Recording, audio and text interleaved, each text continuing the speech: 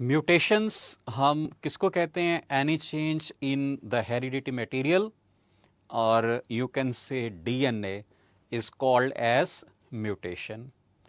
Mutation को हम यहाँ पर जनरली दो कैटेगरीज में डिवाइड करेंगे। One is point mutation and other is chromosomal mutation. Comparison इसका हम करते जाएंगे। पॉइंट म्यूटेशन हम किसको कहते हैं? Which are the small changes. और क्रोमोसोमल म्यूटेशंस को हम मेगा चेंजेस कहते हैं। इसी तरह से जो पॉइंट म्यूटेशन है, it is change in sequence of one और फ्यू न्यूक्लियोटाइड्स, यानी एक या कुछ न्यूक्लियोटाइड्स में अगर कोई चेंज आती है तो इसको हम पॉइंट म्यूटेशन कहेंगे।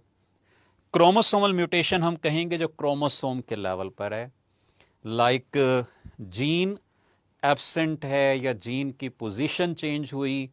इसी तरह से क्रोमोसोम का कोई एक पार्ट एब्सेंट है या पूरे का पूरा क्रोमोसोम मिसिंग है या एक्स्ट्रा है, तो इसको क्रोमोसोमल म्यूटेशन कहा जाएगा। जो पॉइंट म्यूटेशन है, it is usually a replication error, यानी जब डीएनए रेप्लिकेट कर रहा होता है तो उस दौरान कोई एरर अराइज कर सकता है which will lead two point mutation. जबकि जो क्रोमोसोमल म्यूटेशंस हैं, these can be associated with multiple factors, जिनमें से एक इंपॉर्टेंट नॉन डिसजंक्शन है, जिसमें या तो पूरे का पूरा क्रोमोसोम मिस होगा या क्रोमोसोम एक्स्ट्रा होगा, यानी क्रोमोसोम का नंबर चेंज हो जाएगा और इस नंबर की चेंज को हम कहते हैं क्रोमोसोमल एबिरेशंस। जो पॉइंट म्यूटेशंस हैं उसमें फर्दर टाइप्स आ जाती हैं। वो टाइप्स हम किस बेस पर बनाते हैं? इस बेस पर कि इधर there is addition of a nucleotide और डिलीशन ऑफ अ न्यूक्लियोटाइड और देयर इज बेस सब्स्टिट्यूशन। ठीक है, बेस सब्स्टिट्यूट हो जाएगी।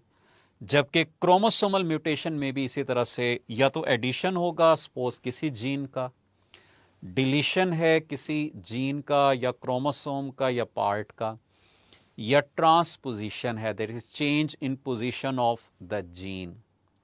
डाउन सिंड्रोम के अंदर जो आप कॉमन एग्जांपल्स पढ़ते हैं उसमें sickle cell anaemia, that is base substitution, phenylketonuria, ये पॉइंट म्यूटेशन की एग्जांपल्स हैं।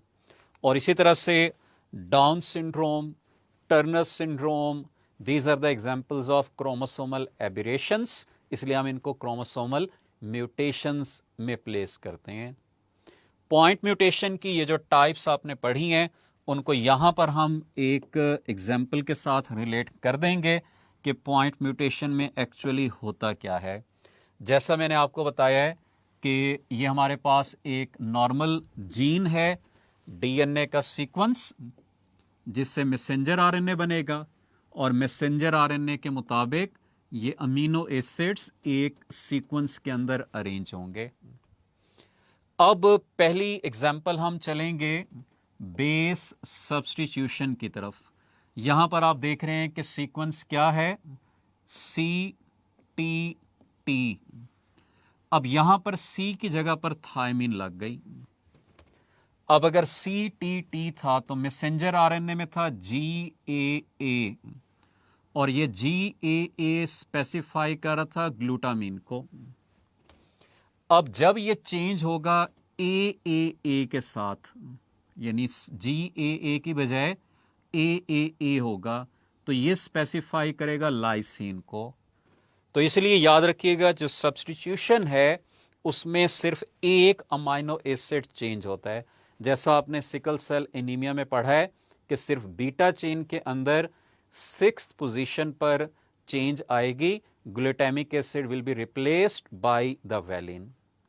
जबकि इसके अपोजिट अगर हम चलें इंजर्शन की तरफ या डिलीशन की तरफ, जैसा कि यहां पर हम देख रहे हैं कि एक यहां पर बेस ऐड हो गई या एक बेस यहां से डिलीट हो गई, तो अल्टीमेटली उससे आगे का सारा सीक्वेंस चेंज हो जाएगा। यानी मैसेंजर आरएनए पे भी सीक्वेंस चेंज होगा और उससे आगे जितने अमीनो एसिड्स हैं वो भी सारे चेंज हो जाएंगे।